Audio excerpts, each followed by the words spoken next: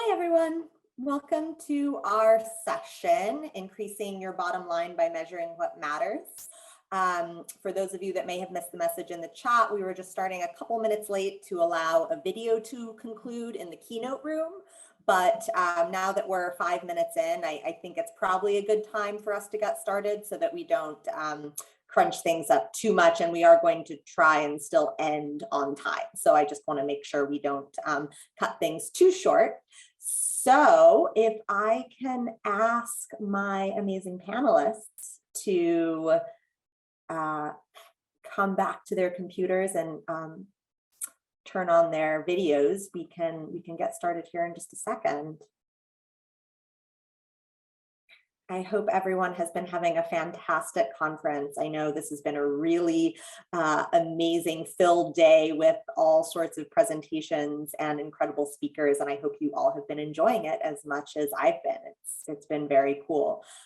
So my name is Celeste McMickle, and I'm the Director for True Certification with the USGBC. I know a lot of you have heard about True throughout the day today, and you'll probably hear a little bit more during our presentation today as well. I'm going to go ahead and jump into giving our speaker bios, and then we'll just turn it over to them to give their presentations. So just give me 1 second here. And I'm just going to skip over my bio. I'll drop my my LinkedIn information in the chat so you can connect with me there if you want. I'm happy to talk more about True. But starting us off today is going to be Jasmine Johnson. Jasmine works at Battery Park City Authority as a horticulturalist, and the lead on BPCA's Zero Waste Advisory Committee. She oversees Battery Park City's community compost and dog waste composting programs as well. Jasmine has her bachelor's degree in horticultural science from the University of Florida and is currently pursuing her master's degree in environmental policy and sustainability management at the New School. She is passionate about fostering sustainability initiatives in urban spaces, and we're very happy that she's here with us today. Next up is going to be Krietta Marley. Krietta is the Director of Operations at Foodprint Group, a Brooklyn-based zero waste consultancy. Krietta has over 7 years of experience in sustainability and the food service industry and is a certified True Zero Waste Advisor. At Foodprint, she has led clients through the design, development, and implementation of zero waste programs and certifications, while also spearheading the development of the company's suite of tech tools. Her recent projects include leading the rollout of a global zero waste program for an international hotel client with over 35 sites. Very cool. And last but certainly not least is Angela Moore. Angela is the sustainability coordinator and serves as project manager for green building projects, along with certifications for the Missouri Historical Society. Angela oversees sustainable operations, initiatives, and programs for the Missouri Historical Society sites, the Missouri History Museum, Library Research Center, and Soldiers Memorial Military Museum. In the past 4 years, with the Missouri Historical Society, Angela has completed 3 LEED certifications for historical buildings owned and operated by the Historical Society, and 1 True certification within one of the historical sites owned by the city of St. Louis and operated by the Missouri Historical Society. And we are so excited to hear from her as well. So I'm going to go ahead and turn it over to the speakers. Please feel free to drop any questions that you might have in the chat, and we'll get to them at the end of the sessions once all 3 speakers have completed, but please don't be shy. We'd love to hear from you. So I'm going to go ahead and stop sharing my screen and turn it over to Jasmine. Okay. Thank you, Celeste. So 1 second. Okay, can everybody see okay? Yes, we can see that just fine. Awesome. Thank you so much. So I'm just going to take a minute to talk about our zero waste initiative that we launched here at Battery Park City. So we created our Zero Waste Initiative in 2019, and to date, we've achieved success not only in meeting our goals, but by achieving a true gold certification for our 75 battery placed facility, which houses our parks operations and parks programming departments. The 75 battery placed facility is where Battery Park City's horticulture and maintenance divisions have their tools, vehicles, and our workspaces. There are also a few office spaces and a shared kitchen for all the staff to use. Just to give a little background first, Battery Park City Authority, or BPCA, was established in 1968 and is a New York State public benefit corporation charged with developing and maintaining a balanced community on Manhattan's Lower West Side. Battery Park City is a 92-acre site that has achieved acclaim as a model for community renewal in planting, creating, and maintaining a balance of commercial, residential, retail, and park space. Battery Park City has a long history of environmental leadership as BPCA has made sustainability a priority. And since its inception, the parks and open spaces have been designed with environmental quality as a priority. Through our Zero Waste Initiative, Sustainability Plan, New Green Guidelines, and Implementation Plan, we're committed to more precisely define, enhance, and measure our sustainability objectives and achievements. We envision a Battery Park City that will serve as an innovative model for urban climate action and move our community closer to carbon neutrality by 2050. So for us in beginning our zero waste journey, a major priority of this was to focus on behavioral changes. And we thought and we found that by building on our already established culture of sustainability with these new zero waste goals in this initiative, we hope to create a space for innovative ideas to flourish. And while there are many financial savings, for us, achieving our zero waste goals were more of the result of a lot of little actions all coming together. So when first approaching the task of zero waste certification, we created our zero waste team, also called the Zero Waste Advisory Committee. And with an initial focus on certifying our 75 battery place facility, the team was created in order to advise and educate employees on what it takes to be a zero waste organization.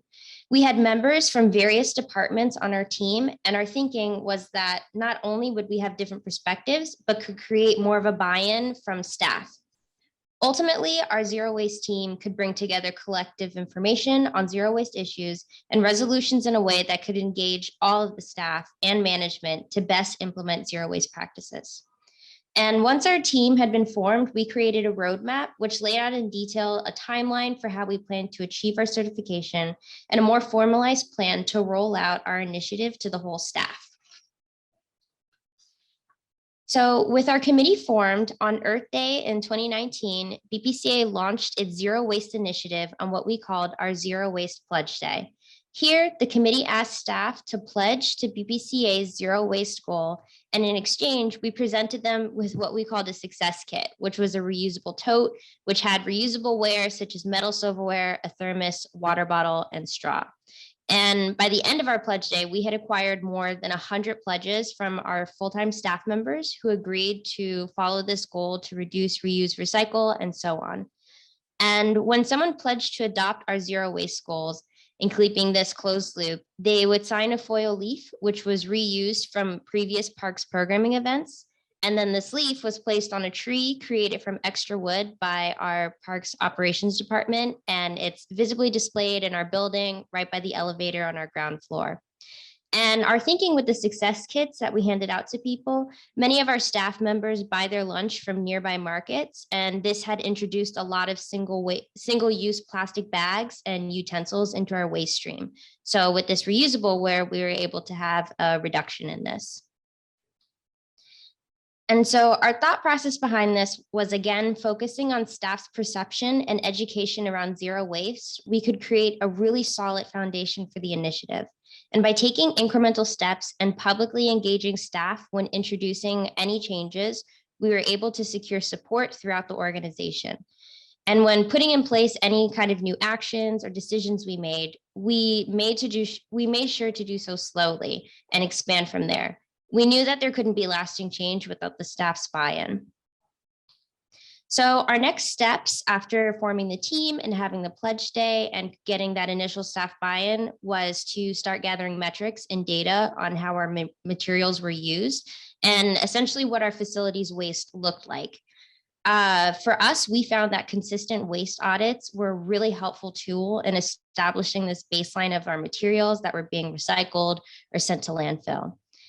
This initially was overseen by members of the zero waste team. And what we would do here was we'd collect a day's worth of landfill and recycling bags throughout the entire building and review each one's contents. We'd take weights and notes, and we have an ongoing Excel sheet that will track all of our weights and our findings. And we use this to inform any of our future decisions. And it was actually after one of these audits which inspired our seed paper program, which I'll talk about in a little bit.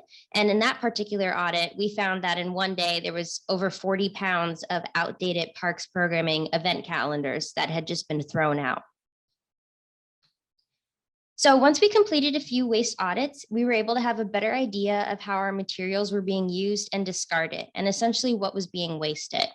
One of our first actions we took was to redesign our landfill, recycling, and compost bins and their subsequent signage throughout the building.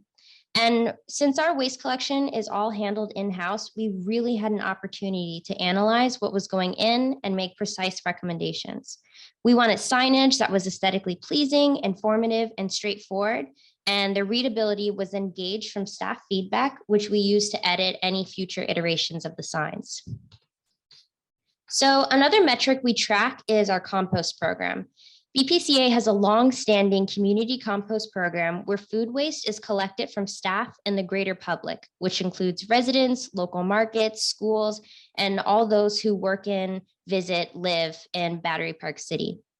Over the years, our compost program has expanded greatly. Currently, there are 5 drop-off points that are located in the north, south, and middle of the park, as well as a compost bin that's in our staff kitchen in the 75 Battery Place facility. And on Earth Day of 2019, in partnership with Gateway Plaza, which is Battery Park City's largest residential complex, we launched the neighborhood's first building-specific composting program, which to date, just from that building alone, has diverted over 25,000 pounds of food waste. And just as another metric, just this year alone, as our program has continued to expand, so far we've composted over 51,000 pounds of food waste from the entire community. This collected food waste is processed in-house daily. We have an indoor composting system called the Earth Flow that's located in the 75 Battery Place facility's atrium. And in keeping this a closed loop system, the compost carbon feedstock is collected from chipped garden material from the park. And this garden material, being plant cuttings, tree branches, leaves, is composted and chipped in an outdoor composting space, which roughly holds about 30 tons of garden debris per year, which is also composted and put out into the gardens. So building on our staff's innovative ideas, in September of 2019, BPCA launched a dog waste composting pilot program in each of our park's 3 dog runs. This is overseen by our dog waste team, and it's gathered and processed daily. This waste is mixed with the same wood chips that I mentioned before from our garden debris, and we store it in these earth cubes, which you can see a little bit on the picture on the left.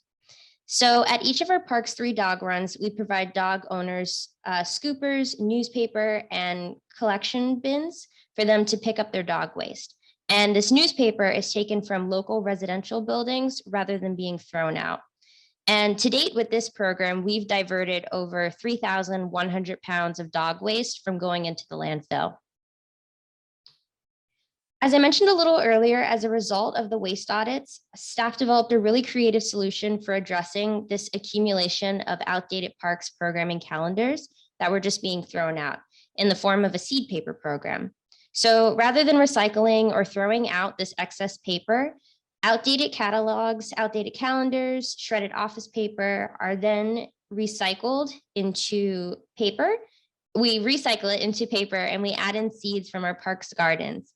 And this recycled seed paper is then distributed to the public as a form of awareness and education during our parks programming events, such as our community field day, Go Fish, and our Earth Day. So building on this momentum, as we continue to pursue our zero waste initiative, our future goals include achieving a second zero waste certification through TRUE. We are looking to certify our open spaces and operations. And essentially, this includes all of our public spaces, such as our gardens, lawns, and the operations necessary in maintaining these spaces. In January of this year, we began collecting data through full park waste audits in order to establish a baseline of our waste. And beginning next year of January 2022, we will begin to take specific actions to reduce the waste that we've monitored this year during our baseline year. BPC is really excited to begin this large endeavor and would be the first park in New York to be zero waste certified by TRUE. So in creating this baseline of data for our waste to landfill, so far to date, we've conducted 3 full park waste audits. And in these audits, similar to the ones in the building, we collect one full day's worth of trash, and we weigh, sort, and take notes of all of this. And it's kept in a running Excel sheet in terms of the different categories of waste. So this is an example. So on the left is all the dog poop that was collected just from one waste audit in one day. And that helps inform the scale of our dog waste composting program. So all the results of the 3 waste audits I've compiled into one kind of pie chart and table. And just based off of this, we see that in our park, almost 50% of what would have gone to landfill could have been recycled. And then we see another almost 20% of dog waste was also slated to go to landfill. And so this really helps informs any future zero waste decisions we made. And we can see that, for example, we could increase the scale of our dog wasting program or informing decisions like getting new recycling cans throughout. And so overall, when beginning our zero waste initiative, we found that focusing on behavioral changes allowed us to build a strong foundation for our zero waste initiative. And from there, it was really the small actions of employee engagement, their ideas, their thoughts, their opinions, which has led to the success in achieving our goals and our true zero waste certification. And in our case, we're very fortunate that many of these functions are all handled in-house. So we really had an opportunity to comb through everything. And really, we found that because through these waste audits and because we're managing our waste streams much more effectively, it led to us purchasing less and spending less, and more of our staff's time is freed up for more ideas or creative endeavors. And ultimately, we're really grateful for the innovation and positivity of the whole staff. And it's thanks to them that we're able to keep creating these bigger and bigger goals. So thank you. That's it for me. If you have questions at the end, those are our social media handles if you wanted to look into anything more that I talked about, and I'll pass it over to Krietta.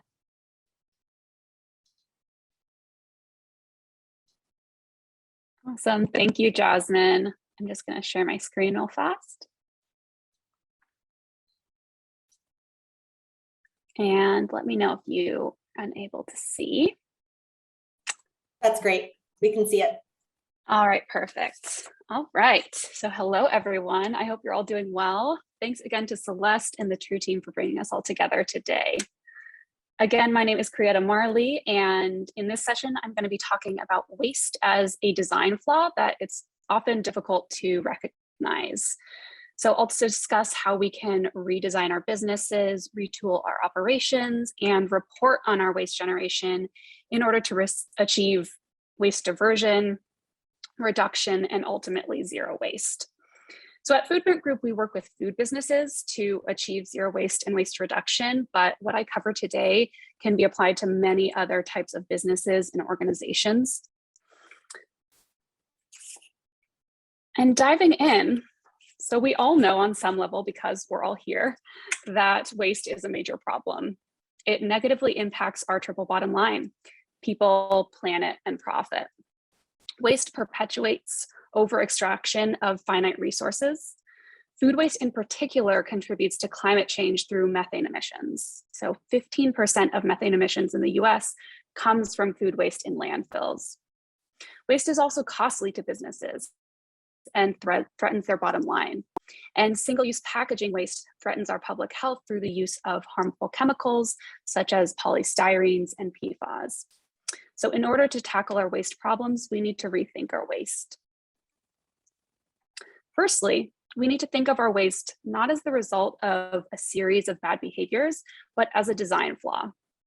Buildings and businesses are almost never designed with waste in mind. It's often an afterthought that gets disregarded and then wedged in at the end to a finished design. And this severely limits the business's potential for smart, innovative, and sustainable waste management practices, and can make zero waste insurmountable for a business before they even begin operating. In addition to that, product design is a huge problem. So poor product and packaging design are also key obstacles to waste reduction and diversion. Companies often attack waste as just a behavior change problem when the top culprit is often the stuff that they actually purchase and bring indoors, whether that's dishware, packaging, or operating supplies. Unfortunately, waste can be deceptive. So in some ways, it's hard to see and harder to understand. A lot of companies don't think about their waste as a problem because they lack the clear and accurate data that they need in order to know how much waste they produce, what materials they're wasting, and where these materials are actually going when they leave the premises. The viable solution to these problems is a comprehensive zero waste program. So at Foodprint Group, this holistic approach includes 6 successive components that build on one another: design guidelines, purchasing guidance, a site-specific operations toolkit, train the trainer programming, implementation and launch assistance, and finally, tracking and reporting apps that provide data to optimize, tweak, and improve the program over time. So as such, our zero waste program is made up of 3 main areas of change: design, operations, and measurement. So all of these feed on and improve one another to create an ever-evolving program. Today, I'm going to focus specifically on design and measurement because they tend to be underrepresented in the waste conversation. Designing for zero waste involves designing the allocated space, infrastructure, and products within an operating building to enable maximum diversion, reduction, and reuse of resources. A space must be designed for zero waste in order for sustainable operations to succeed. So one way that we work with our clients to design for diversion is by creating a bin map that plans out where the disposal bins should be placed throughout the building, which then informs daily setup. Poor recycling and composting rates and high contamination of waste streams can often be the result of employees not having access to all the waste disposal bins that they need. At our client sites, we will often place a bin for each primary waste stream in every station because we find that recycling, organics, and trash tend to be generated all throughout the building.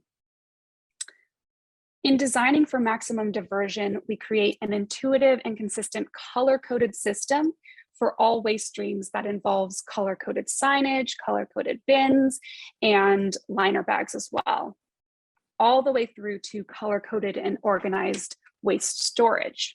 So this ensures that waste stays separated by waste stream all the way from disposal through movement and storage to collection by the waste hauling company. And we also help sites design for reduction. They achieve volume reduction with waste equipment like balers, in-tote compactors, organic digesters, and pulping and dewatering systems. Volume reduction leads not only to space savings and cost savings from hauler pickups, but also reduces carbon emissions from hauling trucks on the road by reducing pickup frequency. Clients reduce their wasted food by establishing partnerships with food donation organizations and allocating donation storage space in refrigerated and ambient areas. And as we talked a lot about today, waste reduction and reuse go hand in hand. So most food service packaging waste can be replaced by reusable solutions, either to stay dishware, flatware, and food and beverage containers. or even reusable to-go containers that can be returned to the establishment and scanned back into the system using services like GoBox, Deliver Zero, and Redish.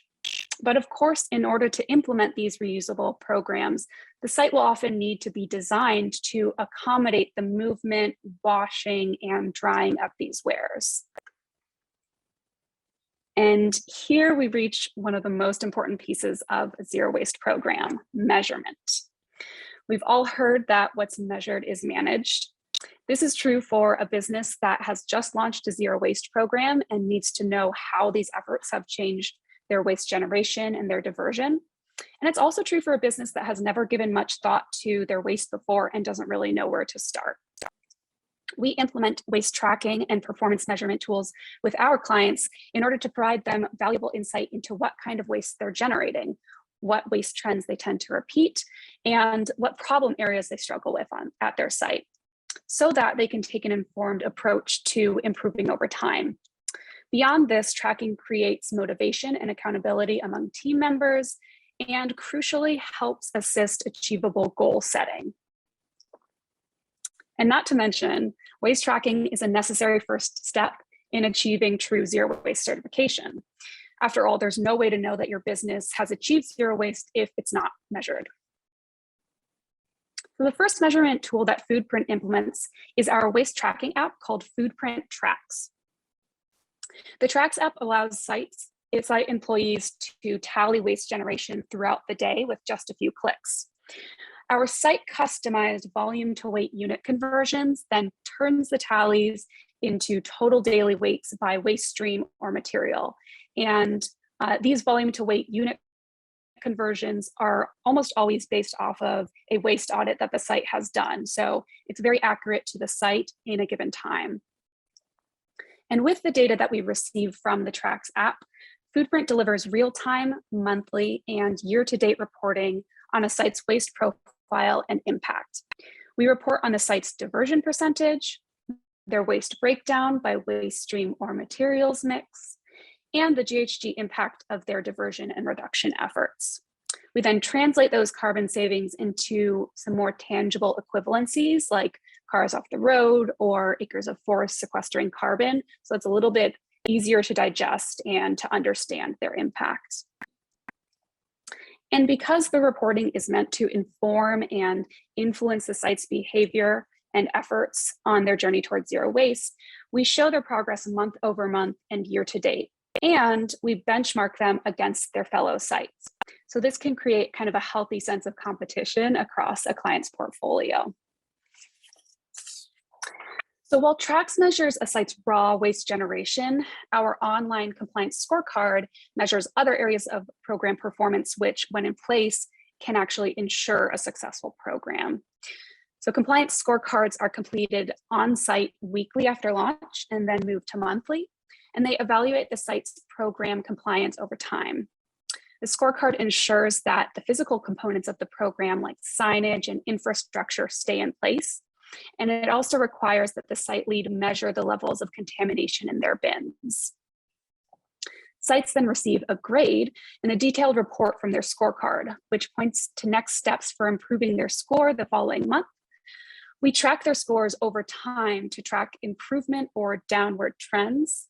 And we also benchmark sites across the client portfolio, again, not only to encourage sites to improve their grade, but also to identify struggling sites who might need more support from us or from the corporate team. And finally, we encourage our clients to implement food waste tracking tools, which provide an even greater detail about their food waste, more detail than just the total poundage for the month. Sites use food waste tracking logs to quantify and categorize prepared food and ingredient waste on a daily basis. They can log the reason for waste, like overproduction, production error, or expired, and whether the waste was donated. Sites can track via paper to digital sheet, or in their inventory system or POS, or via in-kitchen apps like LeanPath. The reporting that comes out of this tracking can be analyzed for trends, outliers, or patterns. And if they connect the cost of the food with the quantities wasted, They can also pinpoint the highest ticket items that they're wasting again and again.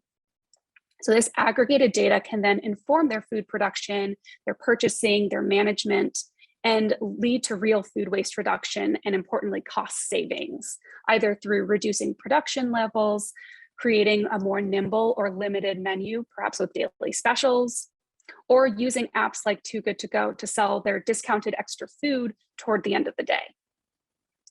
And I'll end with just a few case studies around our clients' efforts. So Bread's Bakery is an Israeli-style bakery in New York City with 4 permanent locations. We launched their first program at their Union Square flagship in mid-2018, and they achieved zero waste in January 2019. Since then, they've diverted over 275 tons of waste from landfill or incineration and saved nearly 500 metric tons of CO2e, which is equivalent to taking 108 cars off the road for 1 year. They are super users of our Tracks app. We've also worked with Eataly locations across North America, and their Boston, Flatiron, and Toronto locations in particular have found great successes with food waste tracking.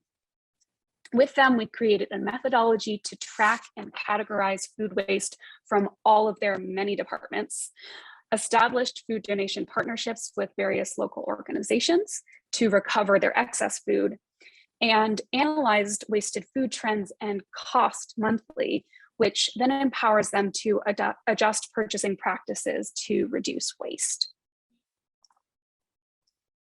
And when we started work with Inter-American Development Bank at their Washington, D.C. headquarters, they were using reusable to-go clamshells in their staff canteen, but they were seeing a pretty high loss rate on these containers. So we redesigned their employee waste stations in order to increase capture and reuse of the reusable containers, and redesigned their catering and event purchasing guide and the event waste stations to mandate the use of certain reusable dishware. So IDB is a great case of a company taking a big step in the right direction by purchasing these reusable wares, but coming up against that design challenge. So we came in and figured out how to make their reusable dishware efforts actually work, both logistically and financially. All right, so thank you all for your time. And please reach out if you're interested in learning more about Foodprint Group, our client stories, or our tools. Our information is right here, and I'll also pop our information in the chat after this. And now I'll hand it over to Angela.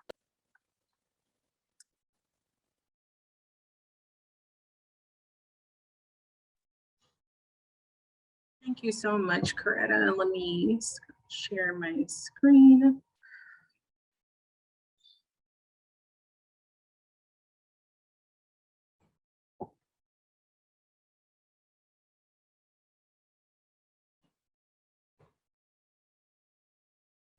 Okay, so as mentioned, my name is Angela Moore, and I work for the Missouri Historical Society, and it is comprised of 2 museums and a library and research center. The museum that's in the center is the museum that I'll be highlighting today, although the library and research center is also striving for a true zero waste certification. So the Missouri Historical Society is located in St. Louis, Missouri, and the Soldiers Memorial Military Museum underwent a $30 million renovation. And within that renovation, sustainability was heavily focused on. And the diversion rate was so high during our LEED certification for Soldiers Memorial Military Museum, I had a aha moment, and I realized that this museum could very well be a zero waste museum. And so it became the first true certified zero waste museum in the United States. And it is the only building within St. Louis, Missouri that holds a true zero waste certification. And so I'll be talking a little bit about some of the measurements that brought us to become a true zero waste museum. And those measurements do not heavily rely on monetary means, because Soldiers Memorial Military Museum, we entered into a public-private partnership with the city of St. Louis. And so as operators, we do not pay for trash or waste within this particular site. So I'll be talking more about the social aspect of zero waste within the museum industry. Many people have commented on how unusual it is.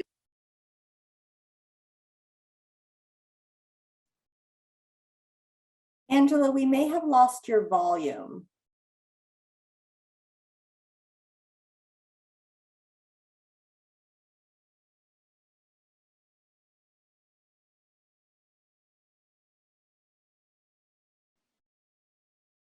I think we still can't hear her. Okay, yeah. Is that happening to others as well? Yeah. Let's, I don't think she can hear that we can't hear Yeah. her. Hey, Angela? Oh, sorry. Celeste. Hey, there you go. Sorry, we lost your volume there, right when you were Oh, on okay. the slide where you're talking about consumption. Oh, okay, let me see. All right, let me start my screen sharing again.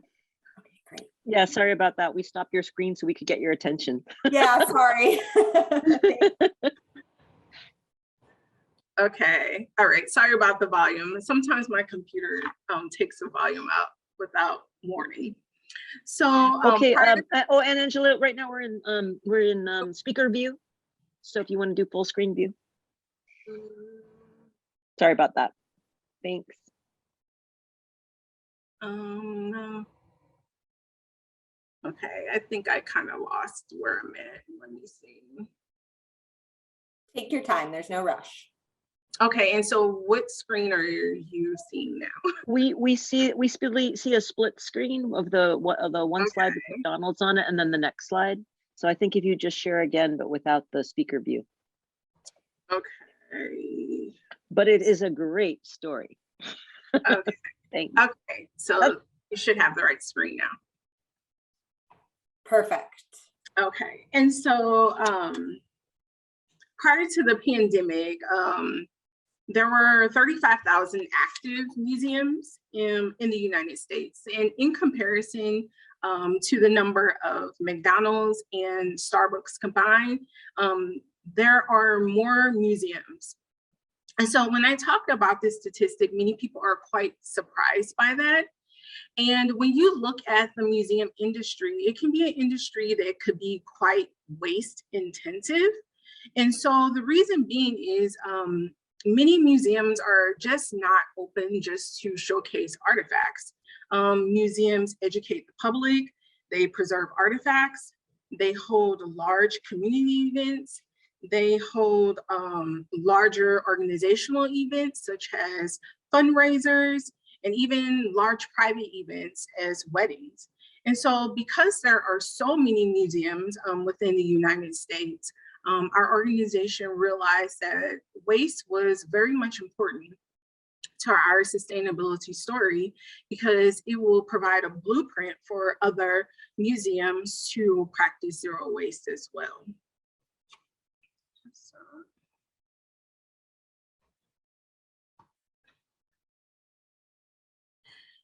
And so one of the first things that we did before we even started to measure is we started to educate, not only educate staff, but I had to educate myself on waste practices.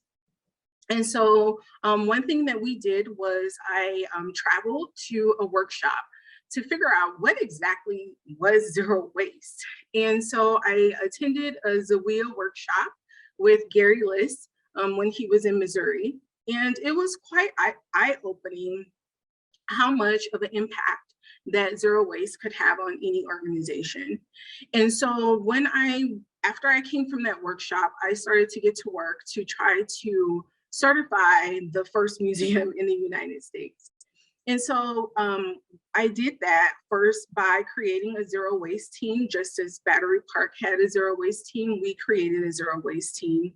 And that zero waste team comprised of 2 housekeepers at Soldiers Memorial Military Museum location. And we actually went out into the community as a zero waste team, and we volunteered at zero waste events.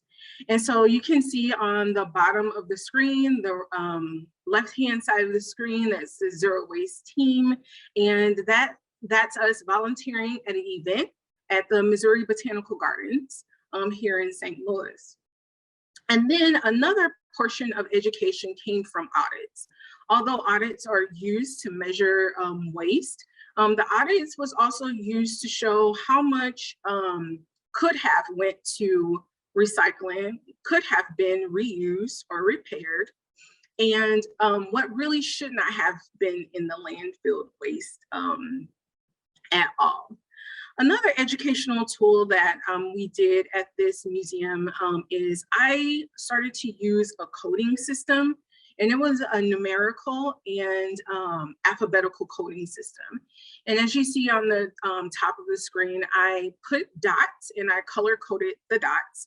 And I put them underneath each of the staff recycling bin, as you can see, and that little black one is the tiny landfill container. And so this tool was to educate me on where exactly was waste coming from and where did it originate. And so this really was an educational tool that I used prior to the audit, because the audit is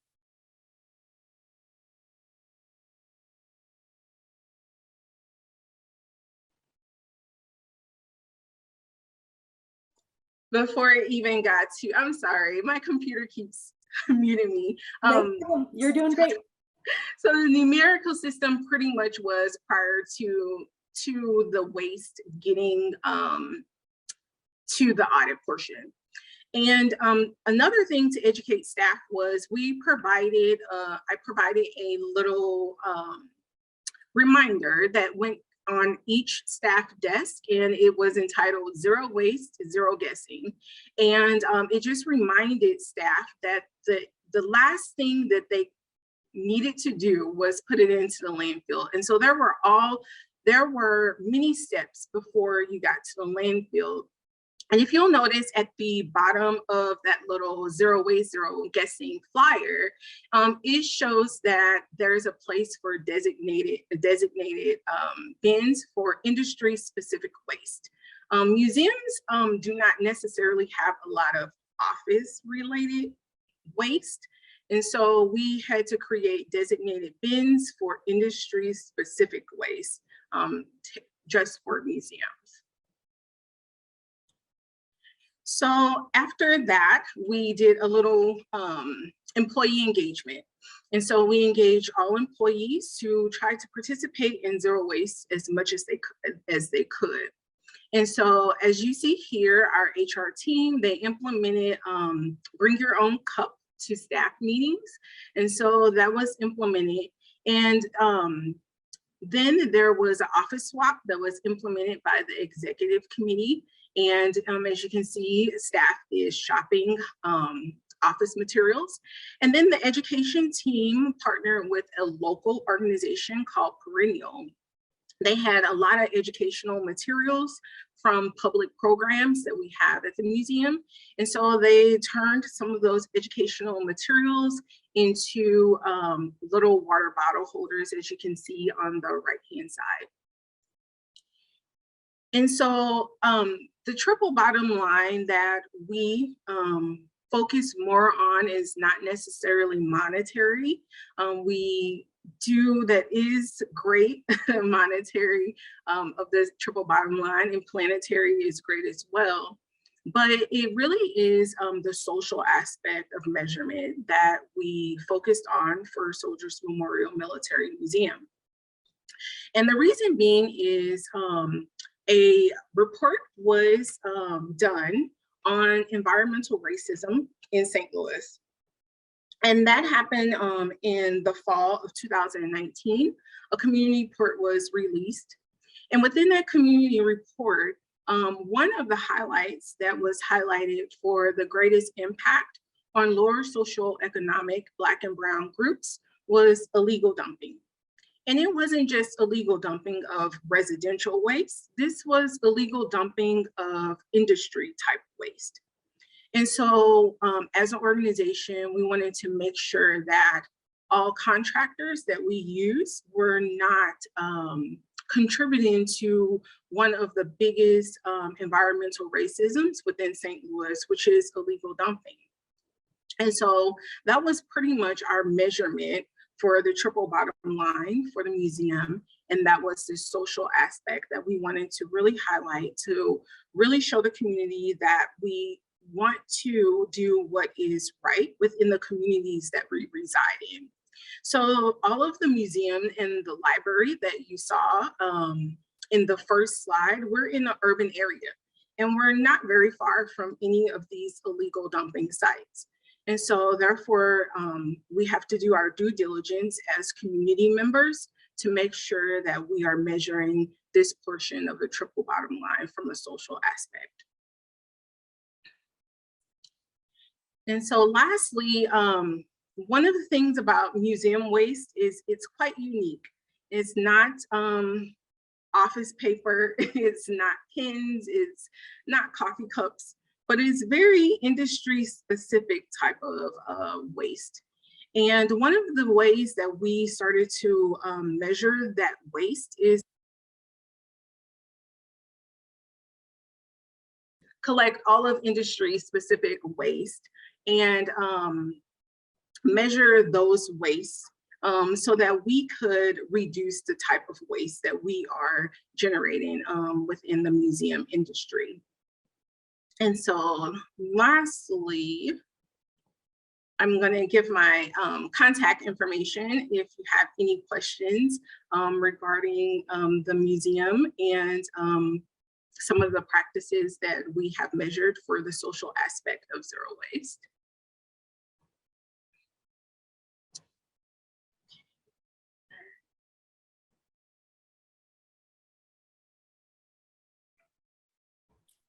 Thanks, Angela. And thanks to Krieta and Jasmine as well. This has been such a great series of presentations, and I love seeing what everybody is working on.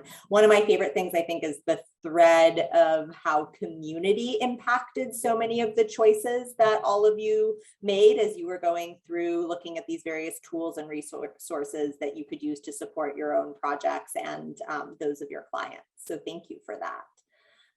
Angela, let's just stop sharing your screen. I'm not sure I can do that. There we go. Perfect. So we just have a couple of questions that I want to just throw it at each of you. We don't have a super long time, but I thought, we can at least go around and get each of you to comment. So let's do it maybe in reverse order. So Angela, it was so great hearing about all the phenomenal work that your team and you have done at the Missouri Historical Center and Soldiers Museum.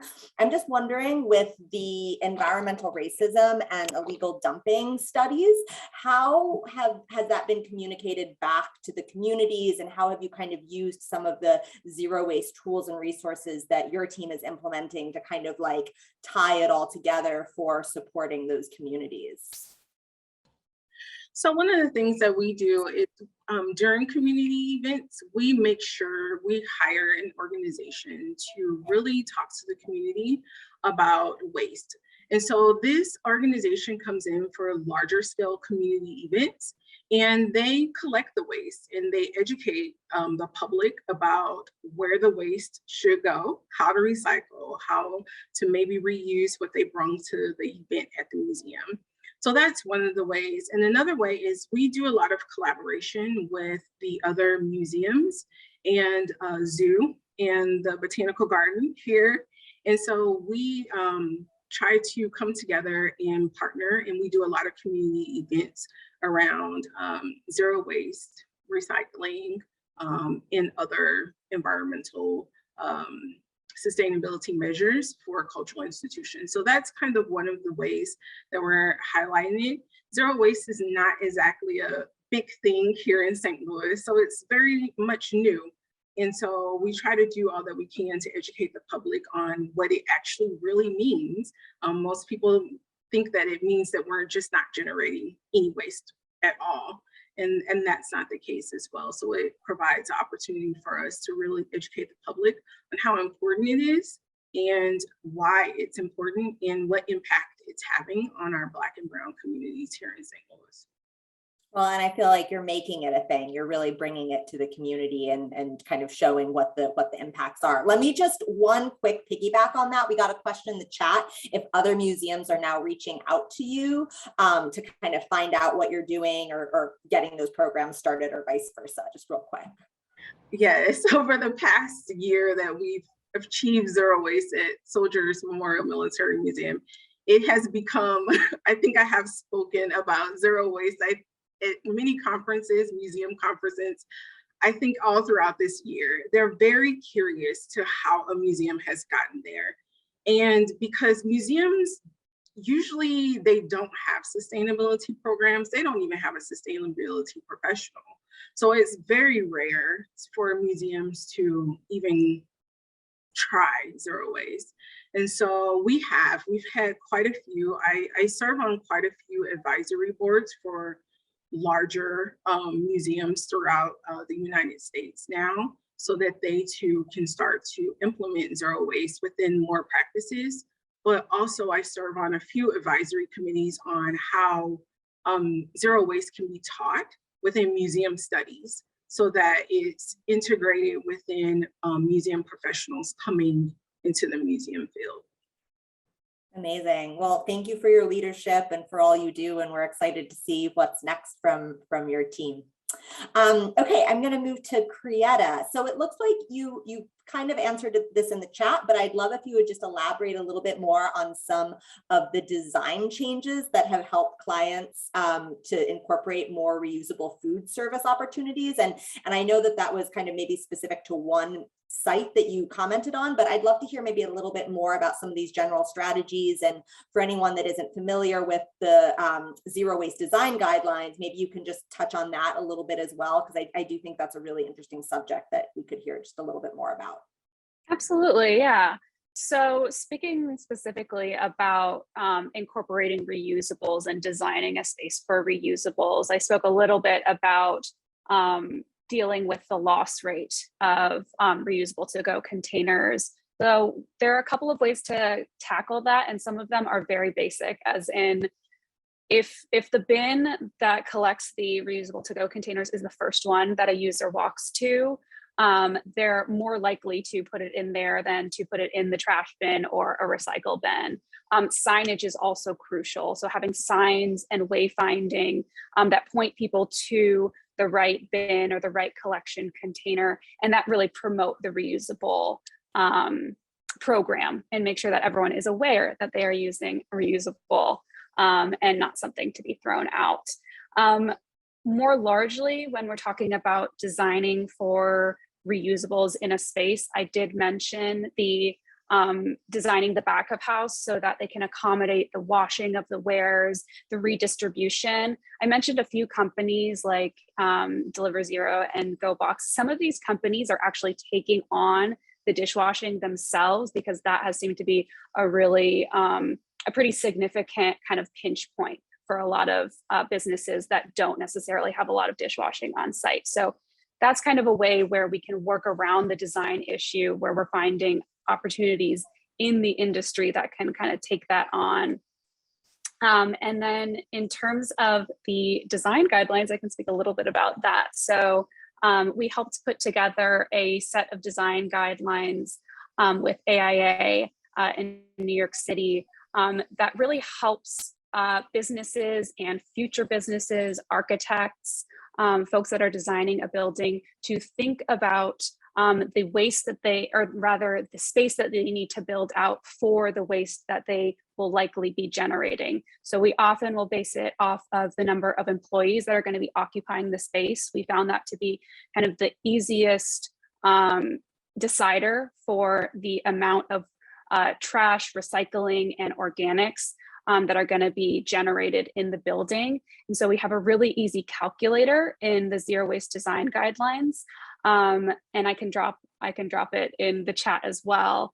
but a really easy calculator. If you have an estimate of the number of employees that are going to be walking through the space on a daily basis, then you can know how big you need to build your waste room, or what kind of equipment you might want to bring on site, like a cardboard baler or a compactor.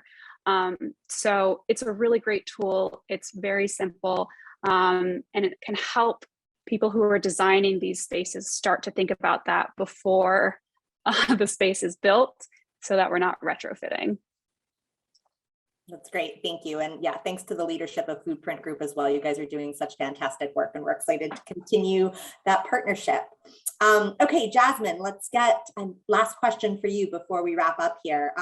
Your team has taken on so many amazing challenges in New York City, working with a public space, with an open space. Have there been any unexpected challenges or setbacks, and how have you managed those?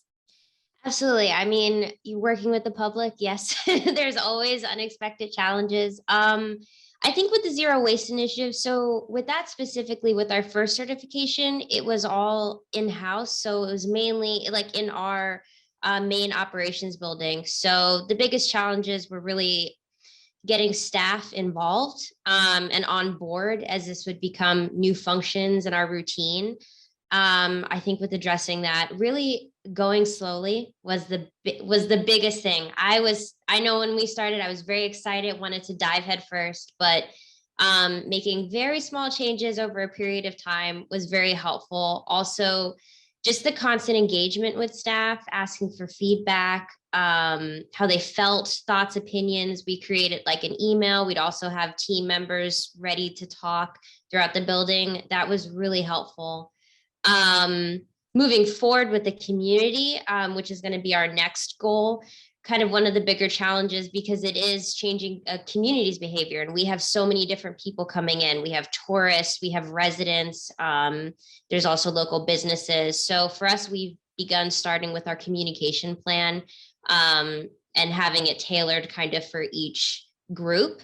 And just throughout social media, we'll have like a newsletter, and also making sure that the entire staff's involved. So our parks programming department will also be involved, since they reach out with our community field days and those more hands-on events. And then also our PR and so forth. So for us, I think just engaging people, because you can't always change someone's behavior, but I think just kind of creating the space for people to question and feel it out has been really helpful.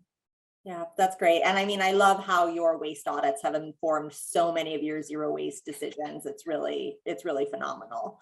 Well, we're at time, everyone. I just want to thank you so much to our phenomenal speakers. It's a total honor to be your moderator for this session. You're all doing such incredible work with hospitality, restaurants, museums, open spaces in urban areas. And it's not easy work. And I'm sure everyone that attended the panel today learned something really fantastic, because there was such a wealth of information that was shared. And yeah, just thank you again. Please, if anyone that attended this session has questions, follow up. The National Zero Waste Conference has emails that you can reach out to. I dropped my LinkedIn into the chat, so you can certainly reach out to me. Thank you, Angela. Thank you, Krietta. Thank you, Jasmine. You're phenomenal. You're doing such great work. We're so excited to be a partner with all of you, and I just can't wait to see what happens and what comes next. It's going to be good. So everyone enjoy the rest of the conference. I hope you can attend the rest of the day today and hopefully tomorrow. We at True have been really excited to be able to spearhead so many great panels on today's session, and I hope you all have enjoyed it as well. So with that, have a great rest of your day and a happy holiday season, and we'll talk to you soon. Thanks, everyone. Bye. Thank you. Have a great day.